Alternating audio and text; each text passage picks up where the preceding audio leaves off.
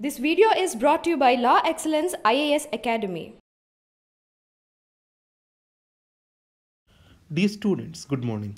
Let us start the discussion on today's newspaper, that is 29th March 2019. The first article, Dangerous President. You know that recently President Trump announced US recognition of Israeli sovereignty over Golan Heights. Golan Heights is a very strategic location.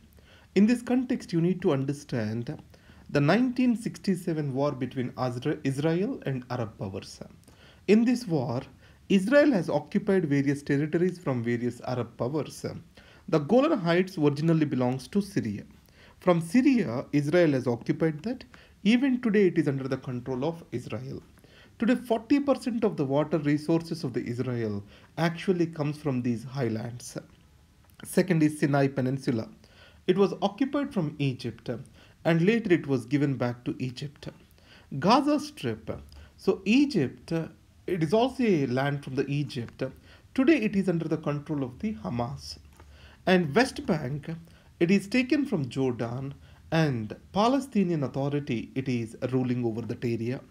East Jerusalem, so this has come from Jordan and it is in the administrative control of Israel. Recently, United States of America has shifted its consulate from Tel Aviv to Jerusalem. It is to recognize strategically East Jerusalem as part of the Israel. These particular acts of Mr. Trump, what they are conveying to the world, the article clearly says that it is a dangerous precedent. Why? In 1981, Golan annexation legislation was passed by the Israel. UN Security Council opposed to this. So, international rule-based order is based on sovereignty of the nation states. Here the sovereignty of the state is questioned as countries are not being treated equally and unilaterally US recognizing an occupied territory from the Syria is a very dangerous precedent according to this article. Power in space. This is about Mission Shakti. Now Mission Shakti can be seen from two dimensions. One is space weaponization dimension. The second is stabilization of forces in the space. Let's see this way. India entered into Elite Club by firing its anti-satellite missile. When China fired the same, then world community has opposed to it. But India faced a little resistance other than saying it can create space debris. What is the India's argument? Prime Minister Modi clearly stated that it is not for warmongering, it is for peace. It means India has many strategic assets in the space and it is expected to protect these strategic assets. This particular test acts as a deterrence for that. And second, today most of the defense needs are dependent on the satellites. Every precision guided missile has to use satellite network.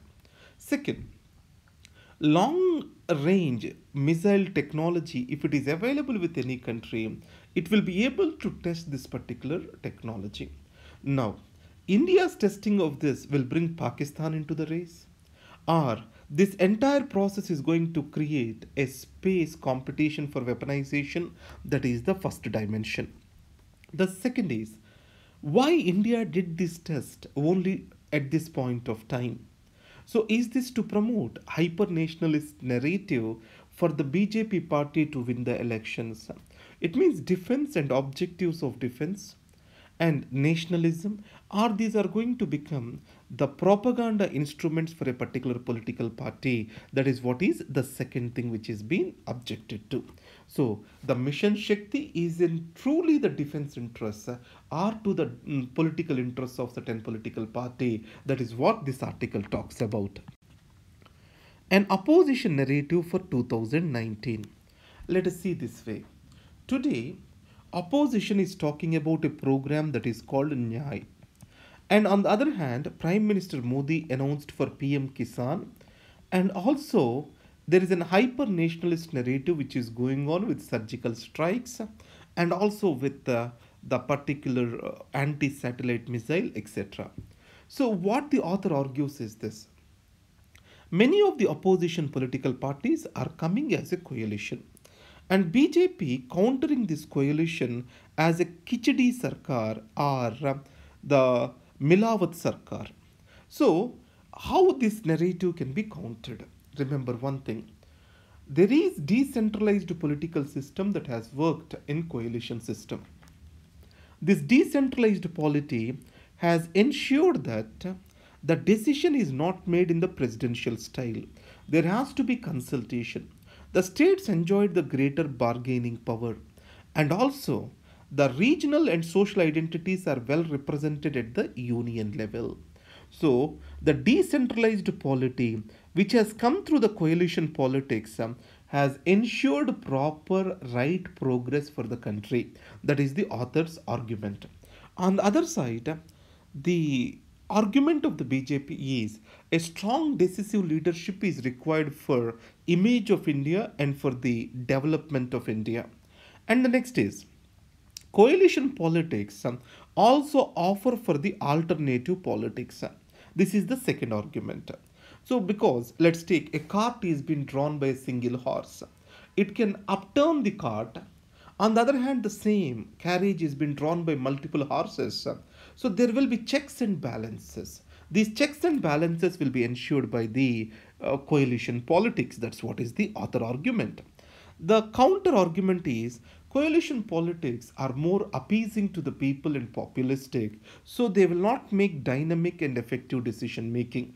So, in this context, author says Kerala and Tamil Nadu, which were considered to be the most progressive states, had coalition governments like any other state. It means the progressive states are more justice oriented and coalition politics are more progressive. That is the author's argument. So, broadly, we can divide it into two types. Coalition politics offers a decentralized polity which can accommodate multiple views and opinions, can reflect the diversity of the nation better. On the other hand, the decisive victory to a political party can make the decision making faster and quicker. These are the two things. On the other side, the BJP is focusing on nationalism. Now, author says that socio-economic rights and social justice shall be the concerns of opposition parties because unemployment rate is all-time high, and added to that livelihoods are coming into question, and there is disintegration and distrust among different communities in the society. So, a social justice and socio-economic rights based agenda will bring different sections of the society who are poor and marginalized together, and this ensures the victory of opposition.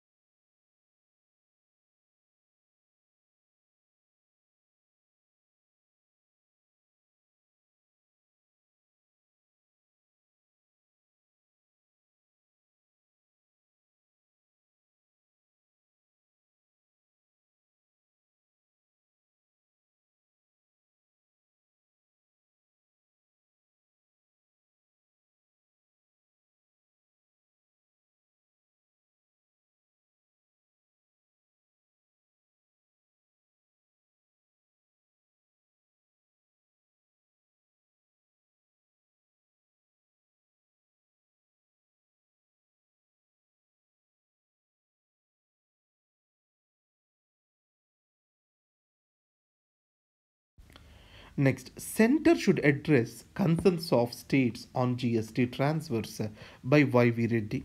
So Y.V. Reddy recently wrote a book that is Indian Fiscal Federalism. In this, he makes a very good observation. Now, previously we have National Development Council along with Planning Commission. So this acted as an institution of fiscal federalism. Now we have Niti Aayog. So this Niti Aayog and its appointment more reflects the domination of the center. What Mr. Y.V. Reddy states is the Niti Aayog has to be recasted or a new political institution has to be created which has to be a reflection of federalism of India, which has to gain the trust of both union and the states. And second, under Article 282, the center can give discretionary grants. Under Article 275, the Finance Commission can give grants. And also Finance Commission can make other transfers from the divisible pool of taxes. So the important observation which I like the most in this article is the Finance Commission transfers are more egalitarian, are more based on equity. It means that most of these transfers were directed to the poor states. On the other hand, the transfers made under Article 282, which are discretionary transfers if they are observed, these have benefited the rich states. Why it has benefited the rich states? You might know. The rich and largely rich states have a better bargaining power and better capabilities for planning. So these two will ensure the better absorption capacity. So these have ensured the flow of the funds from the discretionary grants of the center to the rich states. And finally, he makes another point. The GST Council shall be the reflection of cooperative federalism. But however, today states are saying that center is voluntarily keeping the money for more period of time with it rather than transferring immediately it for the states, which is a concern that need to be addressed. Is Modi the best communicator of them all? Is the next article. Now, before going into this debate, let us understand what is communication. Communication is not what we talk. Communication is that which others understand. It means it shall not be from the orator's perspective. Communication shall exist from the receivables perspective, a recipient's perspective. Second thing, communication and propaganda are two different things. It means propaganda is about giving or imposing your ideology, publicizing your thought. Communication is all about building consensus and understanding of each other's minds. And in a democracy, communication cannot be monologic. Communication has to be dialogic. It means there has to be a two-way process to the communication. And if we take the leaf from the Nehru's book, Nehru never tried to neglect the parliament, which is the house of debate and communication, never neglected media, and at the same time, he always worked along with the states rather against the states. So any message on various affairs, if it has to be communicated to the nation, Nehru wrote first the letters to educate his chief ministers, educate the chief ministers of the states. Then it was spread to the people, intelligentsia, as a unit. Today in the social media propaganda, it is more like a monologic perspective. In a social media, it is a randomized views and opinions that are going today. So in this context, let us observe the Modi's communication. Here, Modi was compared with Manmohan Singh. Now, Manmohan Singh always measured his words.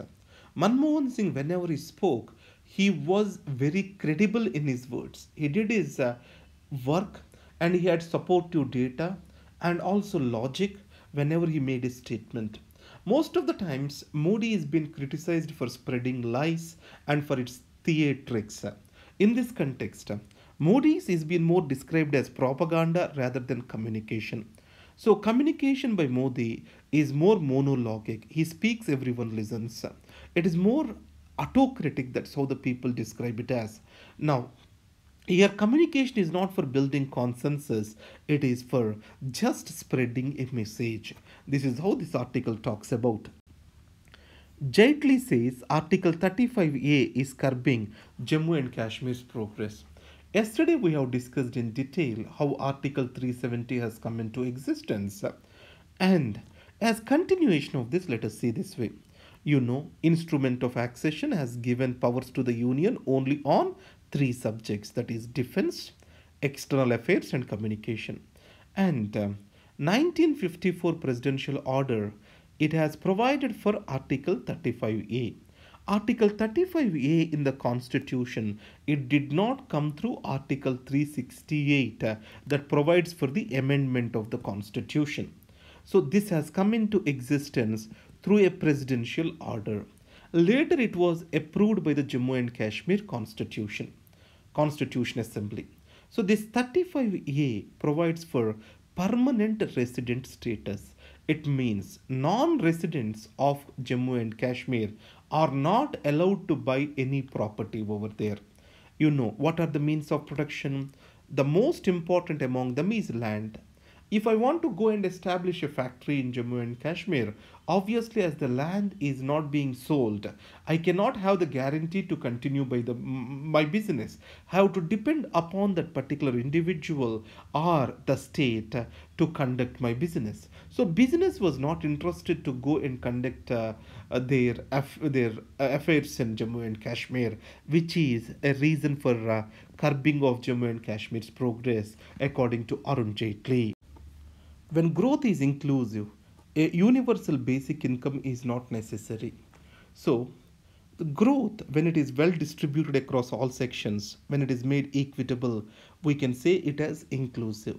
So, if we are still talking about NYAY like programs, we are also agreeing that India's growth is not inclusive.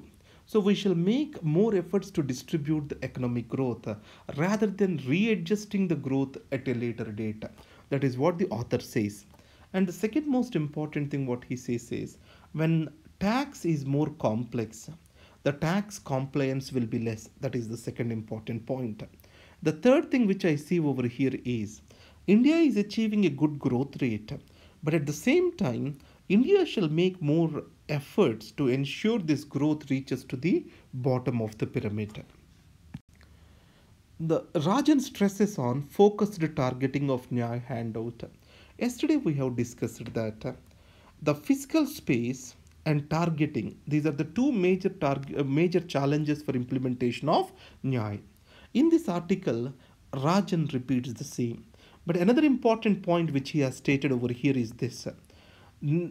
Agriculture or distress in agriculture, if it has to be done away with, we need to consider agriculture as an industry. So today we see agriculture from the perspective of the consumer. We want to keep the prices stabilized. We are not seeing it from the perspective of the producer.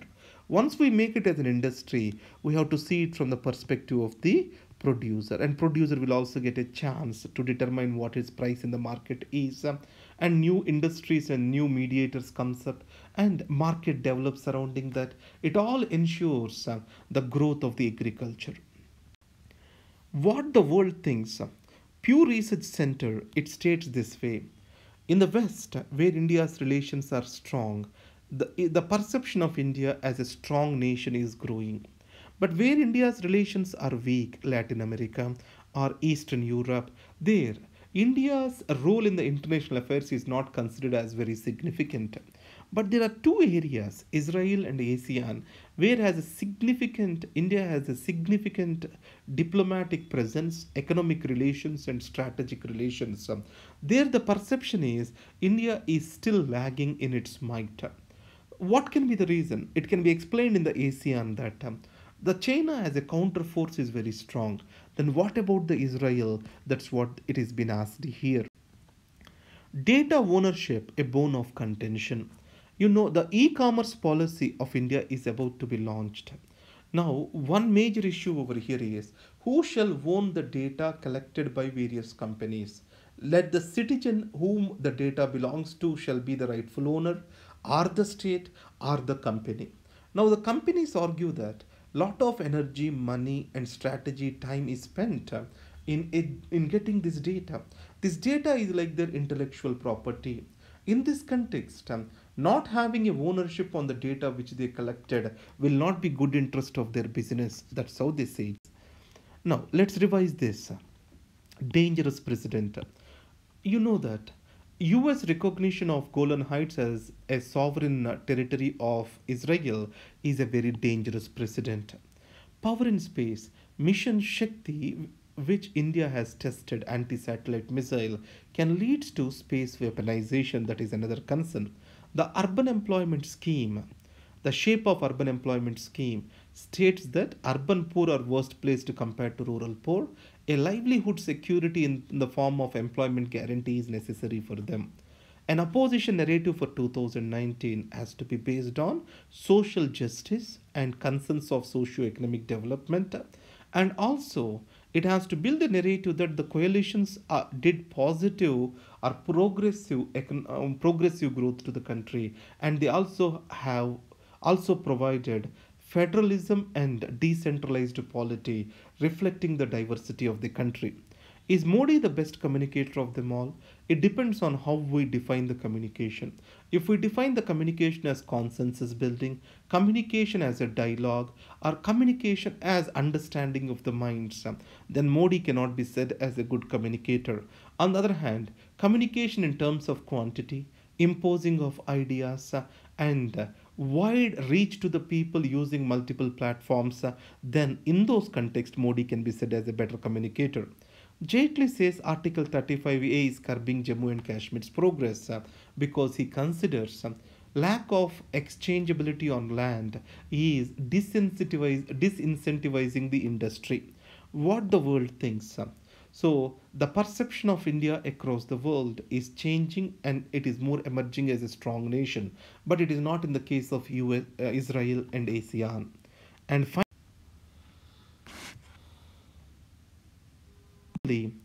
thank you very much. Have a good day.